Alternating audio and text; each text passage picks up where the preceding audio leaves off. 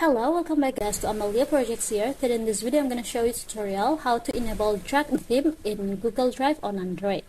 But before it, I hope you guys click subscribe and the bell button to support this channel.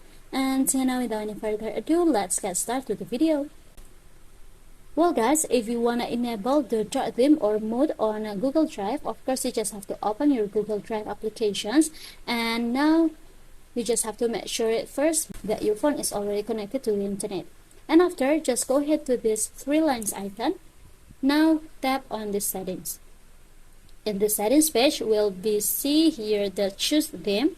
In this theme option, just go ahead and now just choose the first one, which is dark, if you wanna make it a dark theme or the dark mode.